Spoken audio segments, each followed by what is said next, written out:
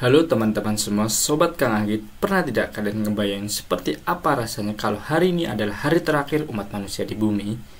Bukan dalam hitungan tahun, bahkan bukan mingguan, tapi benar-benar hanya tersisa beberapa jam sebelum dia berakhir total. Nah, di video kali ini kita bakal kupas tuntas alur dari film berjudul Death's Final Horse, salah satu film bertema kiamat paling emosional tapi tetap seru buat diikuti. Film ini merupakan produksi Australia yang dirilis tahun 2014 dan disutradarai oleh Z. Helder.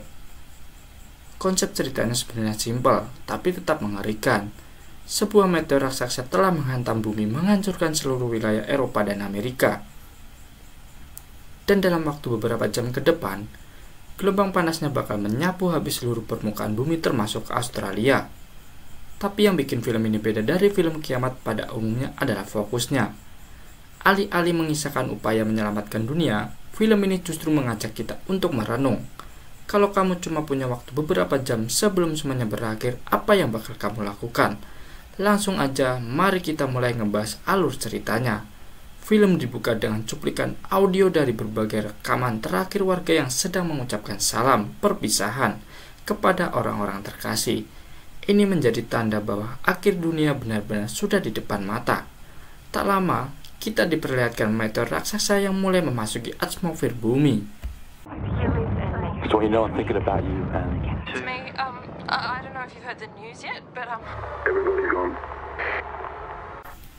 Setelah itu, kita diperkenalkan dengan sosok pria bernama James, yang menjadi tokoh utama dalam film ini. Diceritakan bahwa James baru saja meninggalkan rumah Zoe, wanita yang ternyata adalah selingkuhannya, dan kini sedang dalam perjalanan menuju suatu lokasi. Di tengah perjalanannya, siaran radio mengabarkan kabar buruk, kehidupan di bumi akan segera berakhir. Sebuah meteor raksasa telah menghantam Samudra Atlantik, menghancurkan sebagian besar wilayah Amerika dan Eropa. Kini dampaknya mengarah ke Asia dan Australia. James yang tinggal di Australia mendengar bahwa gelombang panas dari meteor itu hanya tinggal hitungan jam sebelum menghanguskan benua tempat tinggalnya.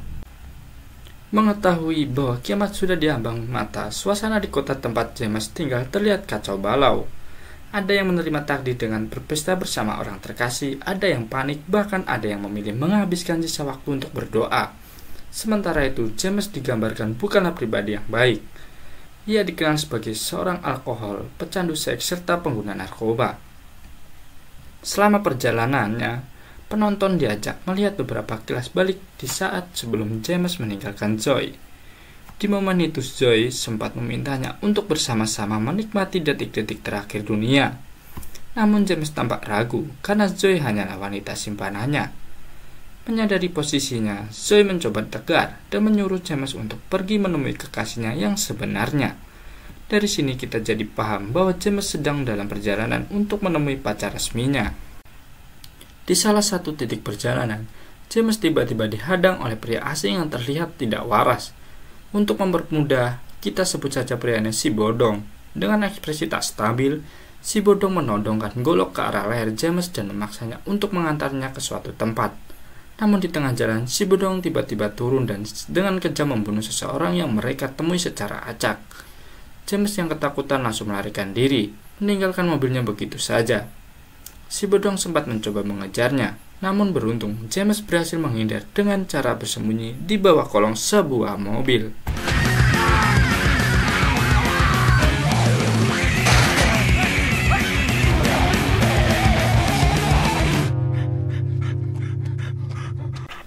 Setelah berhasil kabur dari orang stres tadi, James yang kehilangan mobilnya malah secara nggak sengaja melihat dua penculik yang baru saja menyergap seorang anak perempuan. Awalnya James cuma berniat ngambil mobil mereka buat ganti mobilnya yang hilang. Tapi begitu dia dengar si anak teriak minta tolong, hatinya nggak tega. Akhirnya dia mutusin buat bantuin si anak. Walaupun sempat adu fisik sama kedua penculik itu, James berhasil ngalahin mereka dan menyelamatkan si anak dari penculikan.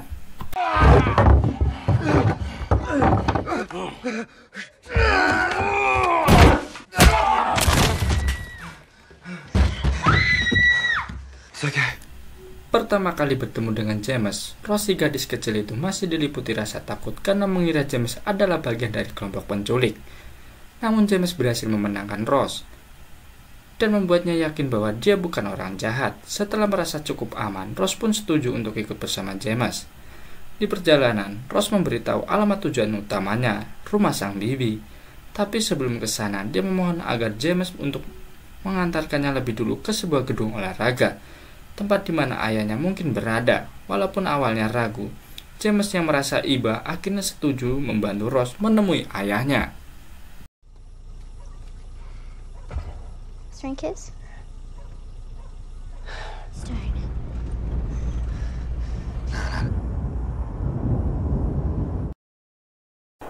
Begitu mereka sampai, ternyata ayah Rose sudah nggak ada di tempat.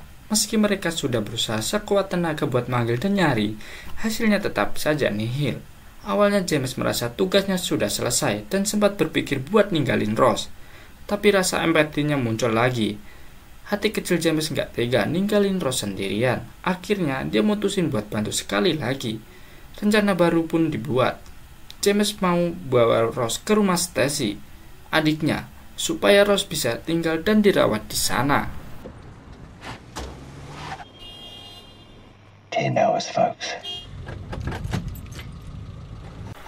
Sesampainya di rumah Stacy, suasananya benar-benar hening.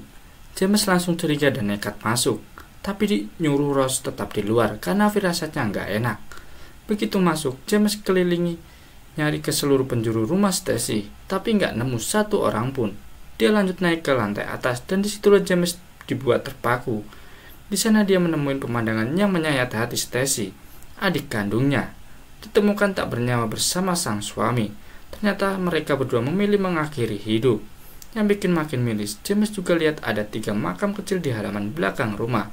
Itu kuburan anak-anak Stacy. Semuanya ngasih sinyal jelas kalau mereka sekeluarga mutusin buat menutup lembaran hidup mereka sebelum hari kiamat benar-benar tiba.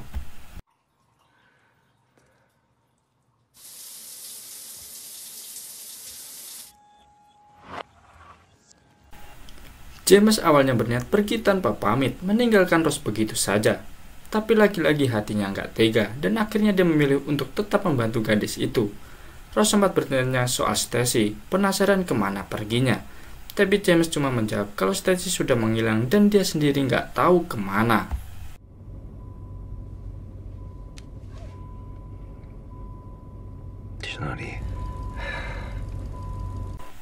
Setelah itu, kita dibawa kembali ke masa lalu ketika James masih bersama Zoe. Di adegan ini, Zoe mengungkapkan bahwa dia sedang mengandung anak James. Kabar ini membuat James semakin dilema. Dia bingung harus menghabiskan sisa waktunya di dunia bersama Zoe, wanita yang dia selingkuhi, atau dengan pacarnya yang sebenarnya. James tampak sangat kacau, menanggung beban dari pilihan yang dibuat sendiri. Tapi untungnya Zoe tidak memaksakan kehendaknya. Meski hatinya terluka, Zoe menyerahkan keputusan sepenuhnya pada James agar dia bisa memilih jalan hidup yang paling sesuai dengan keinginannya. He would have been handsome.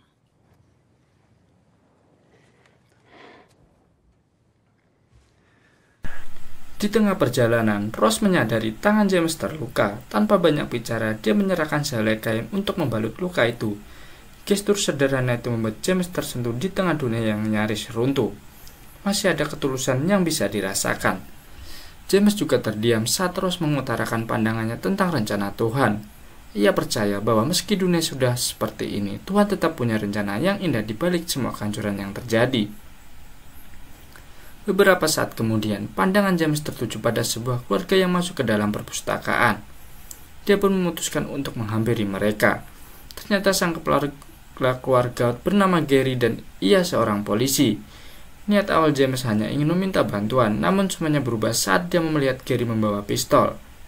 James perlahan mundur, waspada. Tapi Gary justru memanggilnya dengan ekspresi putus asa, lalu memohon agar James bersedia mengakhiri hidup dirinya dan keluarganya. Gary mengaku sudah mencoba melakukannya sendiri, namun tak sanggup. Mendengar permintaan itu, James jelas menolak. Ia masih bisa berpikir jernih tanpa ragu. Dia langsung mengajak Rose untuk pergi dari tempat itu secepat mungkin.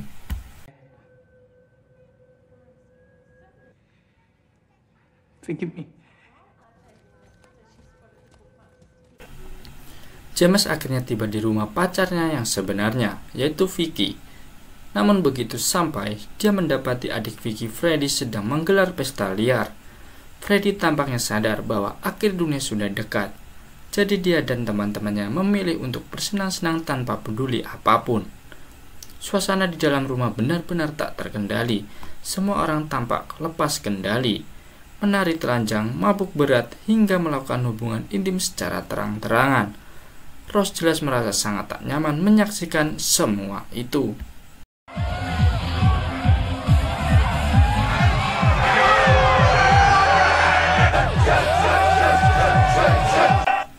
Akhirnya James ketemu sama Freddy. Dia langsung tanya di mana Vicky. Freddy cuma bilang dia nggak tahu. James lalu masuk ke rumah Freddy. Di situ ada ibu-ibu yang ngira Ross adalah anaknya yang hilang. Beruntung James sigap membantu Ross kabur dari ibu-ibu itu. Setelah beberapa lama mencari, James berhasil menemukan Vicky. Vicky terlihat sangat kesal sama James. Dia minta Ross tunggu di luar sementara mereka berdua masuk kamar. Di kamar, James awalnya mau menerima ajakan Vicky untuk tidur bareng, tapi tiba-tiba semangatnya hilang. Vicky yang sadar langsung tanya, "Ada apa, James?" James hanya terpaku dengan ekspresi bingung. Dia coba cerita masalahnya sebelum sampai ke sana, tapi Vicky cuek. Dia cuma pengen tidur bareng James sekarang. Kesal, Vicky lalu coba tunjukin sesuatu yang menarik ke James. Sementara itu, Ross kembali diganggu oleh ibu-ibu gila tadi. Ibu itu paksa Ross minum pil, tapi Ross menolak. Akhirnya ibu itu bohongin Ross, bilang pil itu cuma permen, sehingga Ross mau menelannya.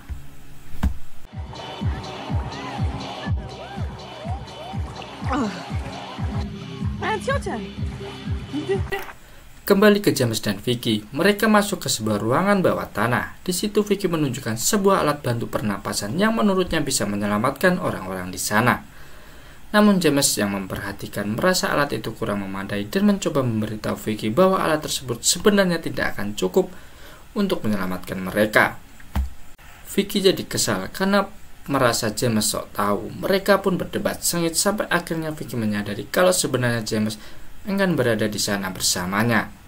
James lebih memilih bersama orang lain yang selama ini dia selingkuhi. James meminta maaf pada Vicky, tapi dia tegas bilang sudah mantap ingin mengakhiri hubungan mereka. Dia juga bilang ingin menghabiskan waktu terakhir sebelum bumi benar-benar hancur bersama orang-orang yang benar-benar dia sayangi. Dan orang itu bukan Vicky. Tak lama kemudian, Freddy datang untuk menenangkan adiknya, tapi James cuek dan memilih pergi. Just wanted to block it out. I'm scared. I'm scared. What's he been saying, darling? We're not deep enough. Why is she crying? Di luar, James menemukan Ross dalam keadaan terluka setelah nelan pil diberikan oleh ibu-ibu yang terlihat tidak waras tadi. James pun berusaha mengajak Ross pergi dari tempat itu, namun dia sempat dihadang oleh si ibu tersebut dan juga Freddy. Untungnya Vicky datang tepat waktu. Meskipun hatinya masih terluka, dia menghormati keputusan James dan akhirnya menembak ibu yang mengamuk tadi, lalu menyuruh James untuk segera menjauh. Setelah berhasil kabur dari rumah itu, James segera membawa Ross untuk mencari pertolongan. Dia berhasil mencuri mobil dari seseorang yang tak dikenal dan memutuskan untuk membawa Ross ke rumah ibunya. Sesampainya di sana, Ross langsung mendapat perawatan dan disuruh beristirahat. Sementara Ross beristirahat, James mengobrol dengan ibunya. Dari situ kita tahu kalau hubungan mereka sebenarnya tidak begitu harmonis. Meski begitu, ibunya tak pernah menyimpan dendam dan justru senang James bisa kembali setelah sekian lama hilang. Bahkan di tengah kondisi dunia yang makin memburuk, dia sempat memberi kabar tentang Stacy. James selalu menyampaikan niatnya untuk mengantar Ross ke rumah keluarganya. Dia ingin melakukan sesuatu yang baik dan berguna bagi orang lain sebelum dunia ini benar-benar berakhir. Didn't say alright. Just said they'd gone. There was a note on the. Oh, I did. Mendengar itu, sang ibu tersenyum bahagia dan memberinya beberapa jerigen bensin agar mobil James tidak kehabisan bahan bakar selama perjalanan. Setelah semuanya siap, James pun selesai mempersiapkan segala sesuatunya. Ross juga sudah cukup beristirahat dan mereka pun siap untuk berangkat. Sebelum pergi, James sempat mengajak ibunya ikut bersamanya. Namun sang ibu memilih untuk tetap tinggal di rumah. Dia ingin menikmati waktu-waktu terakhirnya di tempat yang paling membuatnya merasa nyaman, yaitu rumahnya sendiri. Seiring waktu berlalu, gelombang panas kian mendekati Australia, tempat James menetap. Namun saat ini setelah melewati berbagai kejadian itu, terlihat bahwa James semakin dekat dengan Rose. Terlihat jelas James sudah menganggap Rose seperti adik kecilnya sendiri.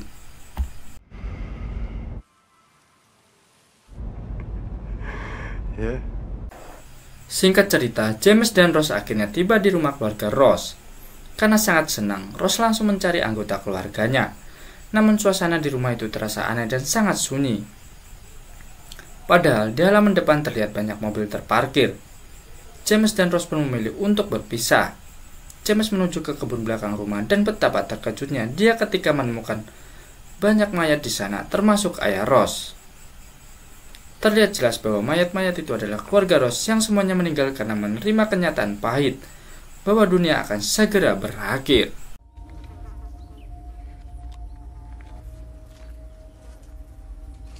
Setelah itu, James berusaha mencegah Rose untuk melihat mayat yang dia temukan. Namun Rose tetap bersikeras ingin mendekat ke sana. Akhirnya karena merasa tidak tega, James mengajak Rose duduk di taman. Tak lama kemudian, James membawa jasad ayah Rose ke hadapannya agar Rose yakin kalau ayahnya sudah tiada.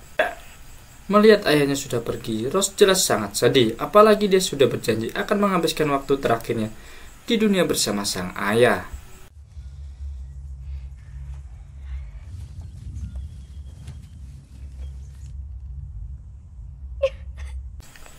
Tak butuh waktu lama, James mencoba mengajak Rose pergi dari tempat itu. Namun Rose menolak keras meskipun James terus mendesak. Rose berkata bahwa dunia ini sudah hampir berakhir. Dan dia memilih untuk tetap di sana menikmati saat-saat terakhir bersama jasad ayahnya. Meski terasa berat, akhirnya James terpaksa pergi meninggalkan Rose sendiri di tempat itu. Momen penuh haru pun terjadi. James yang merasa sudah sangat dekat dan banyak belajar dari Rose meneteskan air mata karena harus berpisah.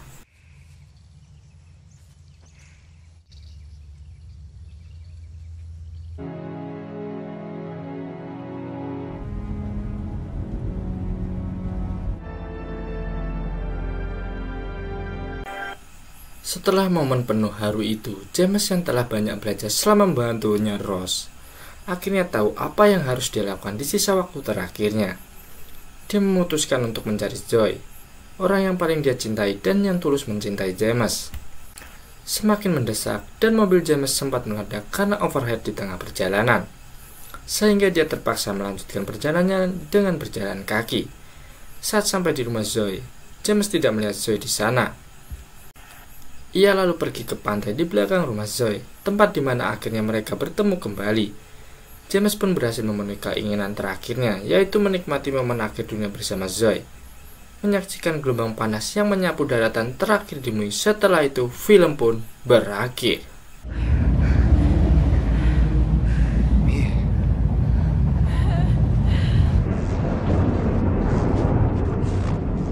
Oke semuanya, seperti biasa kata-kata motivasi untuk kita semua. Tadi kita sudah bahas cerita dari film Disnalis. Film ini bukan tentang pahlawan yang muncul di saat kiamat atau momen penyelamatan dunia, melainkan ini cerita tentang penyesalan, mencari penebusan dan menghargai waktu bersama orang-orang tercinta. Saat dunia nyaris runtuh, yang sebenarnya kita butuhkan bukanlah kesenangan sementara, melainkan arti sesungguhnya dari kebersamaan dengan orang-orang yang kita sayangi. James mungkin bukan sosok yang sempurna di awal cerita, tapi setelah semua yang dia alami, dia bisa jadi manusia yang utuh. Bukan karena dia berhasil menyelamatkan Rose atau dunia dari kehancuran, tapi karena dia berani menghadapi rasa bersalahnya, bukan darinya. Kalau kalian tahu dunia hanya punya beberapa jam tersisa, kira-kira kalian bakal ngapain ya? Tulis pendapat kalian di kolom komentar. Jangan lupa juga beri kritik, saran, atau request film buat dibahas di channel ini. Kalau kamu suka dengan konten cerita film yang berbeda, kamu bisa menonton di film Kang Anggit ini di saluran channel Kang Anggit. Sekian dulu dari saya. Sampai ketemu di video selanjutnya. Karena masih banyak cerita film keren yang harus saya bahas sebelum waktu kita benar-benar habis. Sekian dan terima kasih.